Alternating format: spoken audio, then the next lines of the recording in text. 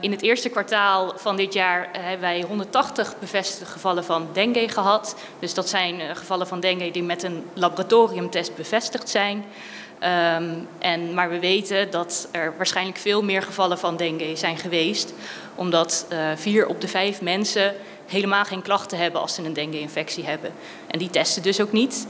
En daarnaast weten we ook dat niet alle mensen met dengue naar de huisarts gaan om zich te laten testen, omdat de klachten vaak ook vanzelf weer overgaan. Dus we kijken echt wat dat betreft naar het topje van de ijsberg. En we zien dus dat er 179, om correct te zijn, 179 gevallen in het eerste kwartaal van dengue zijn geweest. We zien gelukkig dat er niet zo heel veel mensen zo ziek zijn geworden dat ze in het ziekenhuis moesten worden opgenomen.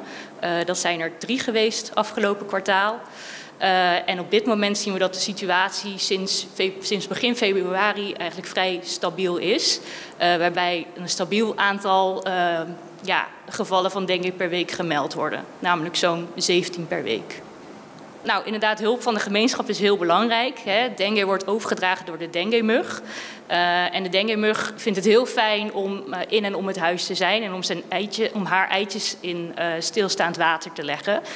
Dus denk aan emmers met water in de tuin, bakjes waar water in kan blijven staan. Dat vindt de dengue-mug heel fijn om daar dat als broedplaats te hebben. Dus wat wij kunnen doen om het aantal muggen te verminderen, is zorgen dat er minder mogelijke broedplaatsen zijn voor die dengue-mug. En daar kan iedereen aan bijdragen door te zorgen dat er in en om het huis eigenlijk minder bakjes zijn waar water in stil kan blijven staan. Om zo te voorkomen dat de dengue-mug daar kan gaan broeden. Nou, de laatste keer dat wij echt veel gevallen van dengue hebben gezien op het eiland is ongeveer 10 jaar geleden. Daarna zien we bijna elk jaar wel een paar gevallen van dengue, maar het is dit jaar wel weer dat er inderdaad meer gevallen zijn dan normaal. Maar we houden die situatie eigenlijk vanaf het begin al echt goed in de gaten, zitten er bovenop. En we zien dus inderdaad dat we op dit moment een stabiele situatie hebben, waarbij er dus wel nog steeds dengue is, maar eigenlijk een stabiel aantal gevallen per week bijkomt. En vanaf het begin houden we dus inderdaad goed de cijfers in de gaten.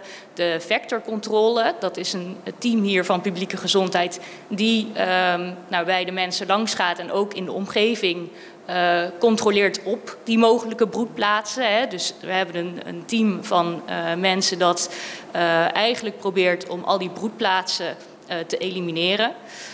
Die zijn vanaf het begin van dit jaar al druk in de weer, zijn opgeschaald om zoveel mogelijke broedplaatsen te elimineren.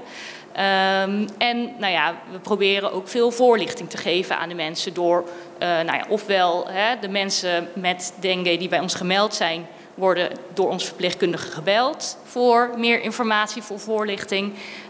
Dat vectorteam gaat vervolgens langs en in de media, dus bijvoorbeeld met zo'n kwartaalupdate, proberen we de mensen zoveel mogelijk te informeren over de huidige stand van zaken.